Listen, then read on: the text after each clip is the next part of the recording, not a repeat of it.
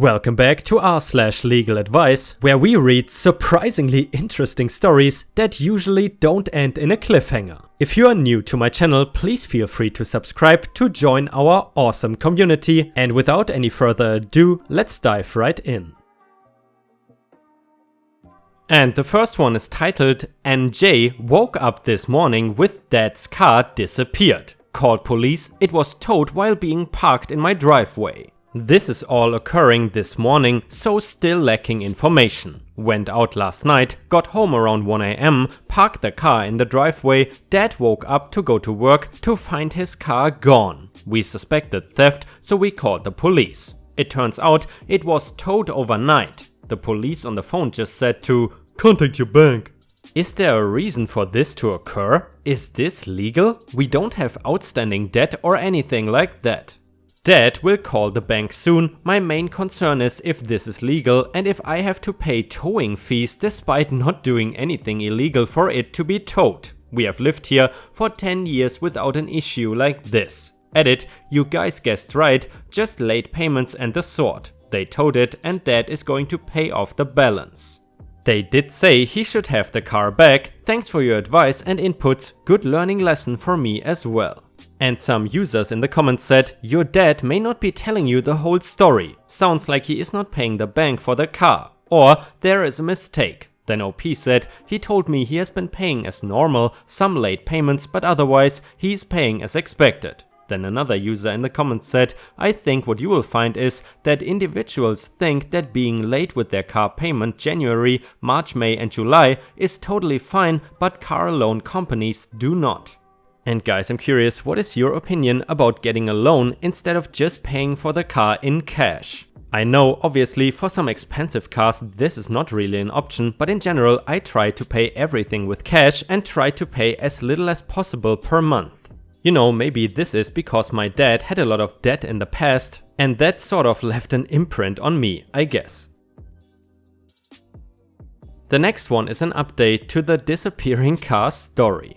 Figured why not make an update, so dad's car was towed away, dad contacted the bank, turns out he had over $1,000 due to the bank. He just has the mentality that if you make late payments you pay a late fee and messes up your credit, but it is all good if you make payments. Well, turns out he was wrong and the result of it was the tow. So he made the payment, plus we went to the towing spot and paid $240 in towing fees and we got the car back like 3 days after the incident. All things considered, we are just happy we got the car back. I was under the assumption for banks and companies to do this, they would send warnings in advance.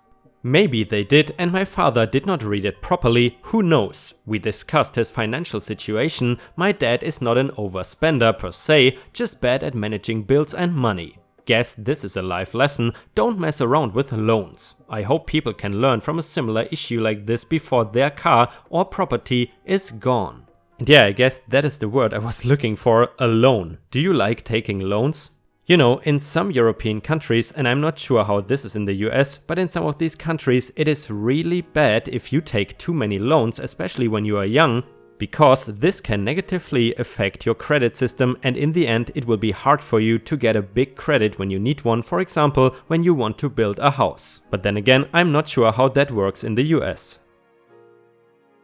And the next one is titled, can insurance company convert my vehicle title into a salvage title while I am in the process of disputing their claim that it is a total loss? Georgia, US. A young lady ran into the rear end corner of my parked bus. Her insurance wants to declare it a total loss, even though my vehicle is in excellent running condition and has only cosmetic damage. It has only 36k miles on it and they compared it to vehicles with 120k and 250k plus miles on it. The repair estimate is $2,200 and comparable vehicles sell for in between $10,000 and $20,000 depending on the condition. For obvious reasons, I dispute their valuation and let them know it verbally and in writing. My question is, can they turn my clean title into a salvage title? Before an independent appraiser comes and looks at the vehicle, due to my objection of their valuation?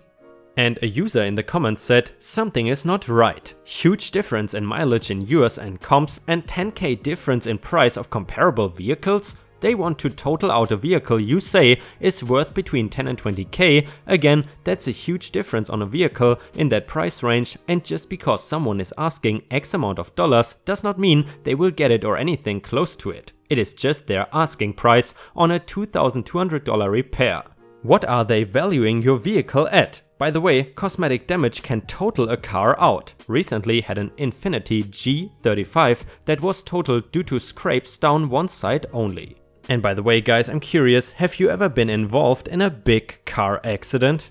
You know, fortunately I have never been, but a few years ago my mom was actually involved in one. She had zero fault. However, the car was totaled, she was completely fine though, which was great. And the next one is an update to the salvage title story. While reminding the insurance carrier of its legal obligation to deal fairly with consumers, I provided the adjuster with my own research on the true value of my vehicle. I also asked to see the fair market value report he generated when determining that my vehicle was worth only $1,700. I am convinced this was the clincher, as that report relied on wholly guessed at information. So instead of my vehicle being declared a total loss and me accepting a check of only $2,000 in return, I was able to negotiate a settlement nearly 3 times as high while still keeping my vehicle title clean. It definitely pays to do some homework. I greatly appreciate the input of those who took the time to read, upvote and comment on my original post. Thank you. And guys, if you have watched until here, please don't forget to post some star emojis in the comments and also like the video if you want to support me. Liking and commenting and in general interacting with the channel is absolutely crucial in these times, because from what I've heard at the YouTube offices in America, they nowadays switch to being primarily driven by an algorithm, meaning that most of the people stay at home and the algorithm, aka an artificial intelligence, took over. That is why some people see lower views and no notifications for subscribers. And the next one is titled Orange County, Southern California, very restrictive HOA threatening to sue me for brown grass. Please, let's not make this a discussion on your love or hate of HOAs, whether you would live in one or not, etc. I know what I purchased into and generally have been overwhelmingly happy with my choice to live here. I do not think it is a mystery to anyone outside California, let alone inside California, that we are under a very severe drought. There are all kinds of restrictions on how long you can water your lawn, wash your car, etc. I am not on great terms with the HOA president. I ran against him 8 years ago and he lost after serving on the HOA as the president for about 12 years. I was the HOA president for the past several years and had to step down recently 2 years ago due to work and family obligations. During my tenure, we, the HOA board, made a lot of changes and updates to the CC&Rs and architectural guidelines. Many residents wanted significant updates made to the architectural guidelines that resulted in a lot of the residents really liking me, fast-tracking applications, reductions in fines, etc. The biggest change implemented by the HOA board was the way we dealt with the myriad of minor infractions to major violations. We created a new escalation and prioritization strategy where we are a lot more kind, practical and forgiving to the residents and allowed them to correct their violations in a timely manner rather than outright fine them from day one and try and place a pricey lien against their property for non-payment. Because we also use a third-party property management company to help run the community, we did an analysis and found that unless we were collecting more than about $100 worth of violations, it simply was not worth our cost, as the HOA ended up losing money while trying to collect. Leaving your trash can out longer than the guidelines allow for are a $15 fine, for example. This new approach was overwhelmingly appreciated by the residents of the community, except for the former president, as when he ran the show, he acted like a tyrannical a-hole who felt a need to fine. No matter what, no first time friendly reminders, no nastygram threatening a fine, just straight to the fine with really mean-spirited, cold and legalese languaged notes. Think of the stereotypical HOA a-hole who measures residents' grass height in the community. Yeah, that's not too far off a mental image of this guy. The other thing we did was restrict the power the HOA president has when it comes to levying fines, voting and veto power, etc. Collectively, the rest of the HOA board was scared of this other president and were happy to aid in diminishing the power that the president has in leading the community.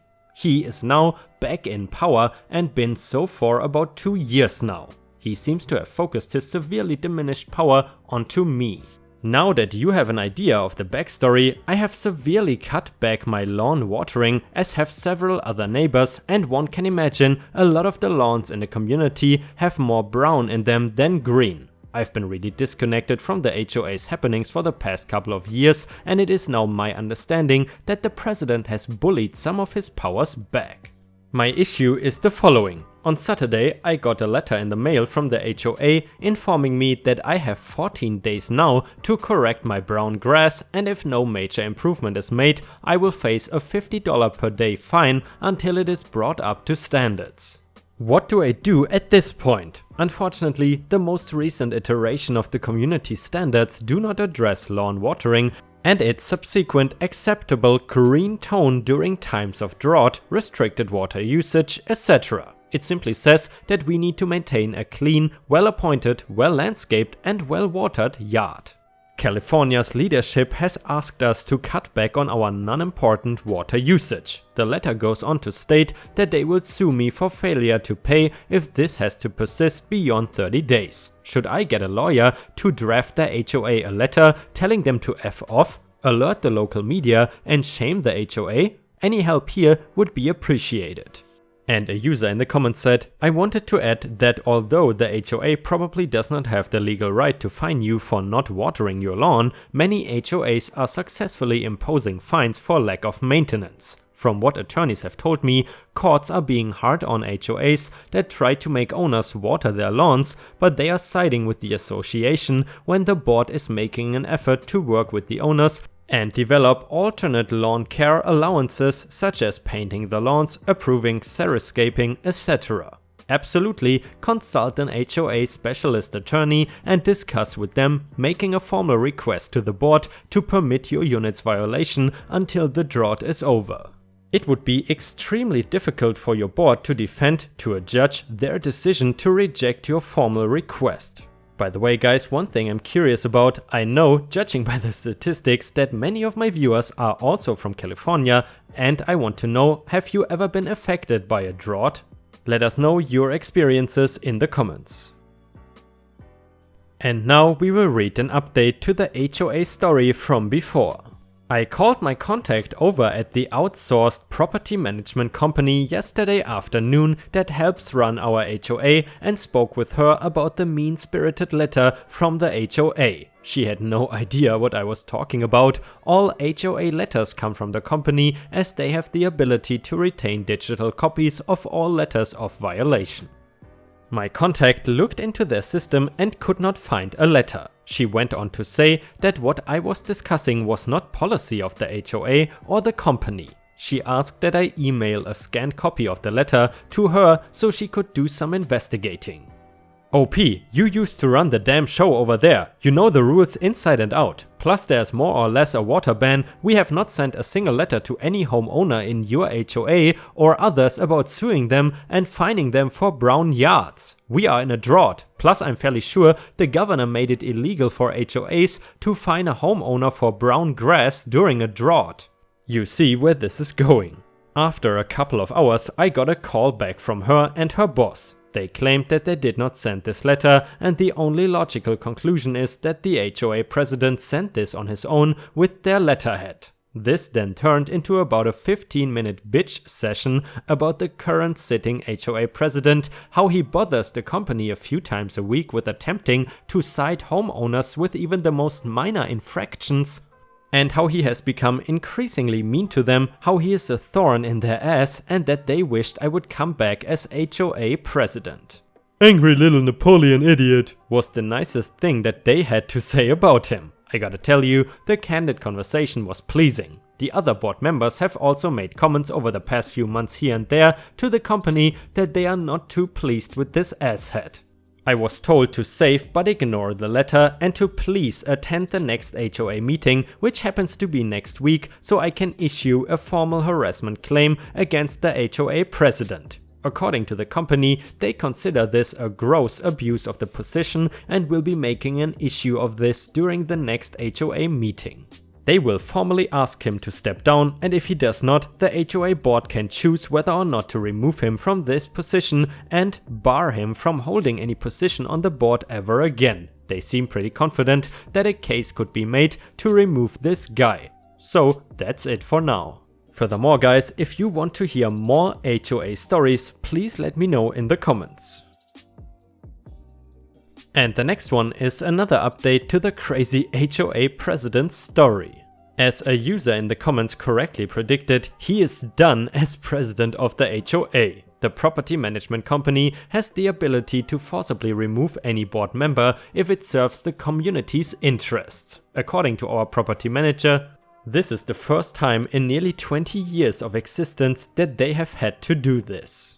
I, alongside several other neighbors, got up and ranted about the harassment and how we feel the current president is incompetent, etc. The board and the property management company voted on the spot to out him. The property manager is acting as a stand-in president until a special election in September. All major budgetary decisions have been put on hold until then. In a private conversation with the property manager, they are considering suing the guy, but are likely to just drop the issue altogether. They will be having one of their lawyers draft him a very nasty letter, telling him to never impersonate the company again, and if he does, to expect a lot of legal pain. That is pretty much it, nothing more to say. No, I do not want to be the president again, I do not have the time to do it, but I will be making a recommendation to the board and I am going to hope that they encourage this person to run. And the last one is titled, "Aunt put her name on all G parents' banking accounts a few years before they died to help with paying bills. Right before their death, she immediately drained all accounts claiming the money is hers. So my aunt never had a paying job / housewife, did all of my grandparents' banking and paid their bills every month for about 25 years for some extra cash. My grandparents' health declined and could no longer go to the banks to make deposits / withdrawals, so out of convenience they put her name on all of their accounts. 2 checkings, 1 savings and 3 CDs, all worth roughly 60k. And if anyone knows what CDs means in this context, please let me know in the comments. My grandparents died within 5 months of one another. A week before the last one passed, my aunt went to the various banks and removed both of my grandparents' names from all of the accounts but one. She left one checking account with $500, saying that it was the only account my grandparents had.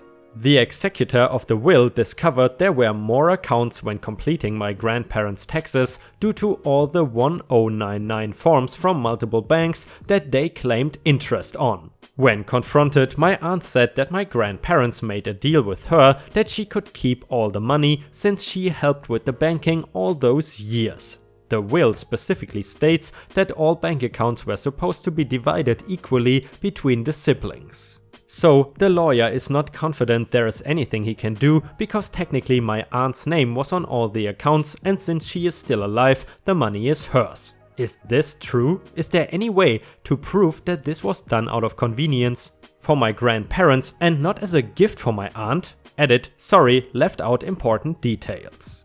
Aunt is currently suing the executor of the estate for not closing the estate in a timely manner. It has been 6 years since grandparents passed because she wants her share of the stocks in the estate account.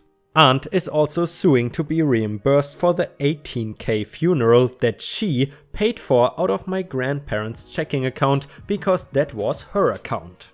And a user in the comments said, "In the eyes of the law, it is all about the money and property." Their taxes clearly show that the money belonged to the grandparents and the aunt probably never or might have marginally contributed. Court would most likely say the money should have been distributed as the will states and may pursue theft charges from the estate now owned by all of the family if split equally. Just like before a bankruptcy, you probably cannot give away all your assets, especially if the grandparents were unable to execute their own finances in the first place. She's not a financial advisor. I would actively explore the theft thing because she sounds like a jobless idiot.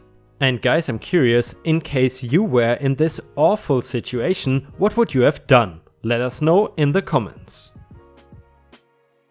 And the last one is an update to the aunt's story. Just wanted to give you guys an update. I learned a little more about what was really going on, and now we are waiting for the bank accounts that were subpoenaed to come back. What happened at court, judge saw no issue with time it was taking to close the estate due to the circumstances and denied to removal of executor. Basically, there was a die-off in the family of that generation and the executor was handling 6 other wills/disbursements that were much more complex than this one, and the family agreed years ago it could wait. Also, the aunt refused to provide the banking/checking records a few years back, so technically she is a factor of why it is taking so long. The judge also advised lawyers and chambers to handle this outside of the courtroom so it would not get expensive. Executor's lawyer is fine with that. After the other lawyer talks to aunt, she wants the full trial and multiple depositions. She wants to prove that the executor stole property from the wills they were in charge of executing and that the checking accounts are hers. We still have no idea what she thinks was stolen. Executor's lawyer has made 2 requests to aunt's lawyer asking what was stolen so they can refute it, but still no response. Mom has a hunch that she's upset that the executor donated all the furniture and clothing that nobody wanted to this second-hand thrift store instead of throwing it in a dumpster like she wanted. Believe it or not, I was there for that. She was genuinely pissed that they did not throw away all of my great-aunt/uncle's things. Context: another of executor's wills to execute, great-aunt and uncle had no children, and aunt that is suing did not like them because they were mean to my grandma 40 years ago. What she did, what I see on paper anyway, after grandfather had passed, she, could have been grandma not sure, took all IRAs and CDs and savings accounts and transferred the monies into 2 existing checking accounts with grandmother's name, grandfather's name and her name on them. Everything is known right now via bank statements we found that aunt forgot to take from the house when she took all the other paperwork. There was a box of the last 2 years of work in a separate place from the rest. About 15 years worth of paperwork was taken from the house by my aunt. Grandparents were hardcore record keepers. Took grandfather's name of the accounts, which is fine because he passed and grandmother inherits his assets. Grandmother is not doing too well after grandfather died. She progressively gets sicker. During this period is when aunt starts paying personal bills with checking accounts. The only things being deposited at this time other than savings/CDs are my grandmother's social security and pension checks, each going to a different checking account. Grandmother was hospitalized roughly 6 to 8 months after my grandfather died, and she remained hospitalized/rehab and nursing home until she passed. The checking account drain commences over the next 6 months, with my aunt paying cable, credit cards, utility bills and writing large checks. Basically, the balance of both accounts went from $60,000 to $50, and aunt is claiming all my grandmother had at the time of her death was $50 and the checking account are hers because her name is on them. 2 weeks before grandmother passes, she's at my mother's house on hospice. Aunt goes to, presumably both banks, one bank and was able to remove her name from the checking account. During the same time period, same week, she writes 4 checks totaling about $10,000 out of the account she could not presumably put solely in her name and leaves a balance of $50. She closed that account 2 weeks after my grandmother's passing. The trial is in late January. And guys, unfortunately, another official update is missing. However, I was able to contact the OP from the thread, and he said he would not like to go too much in detail, but he said that the aunt at the trial did not get away easily. So basically, she got the punishment she deserved. And with that, we have reached the end of the video. I hope you enjoyed today's content, and if you did, please don't forget to subscribe to the channel to join our amazing community. Furthermore, don't forget to go to r/ripe stories on Reddit to post your own stories if you want me to read them out in a video. I hope you have a fantastic day, and I see you again tomorrow.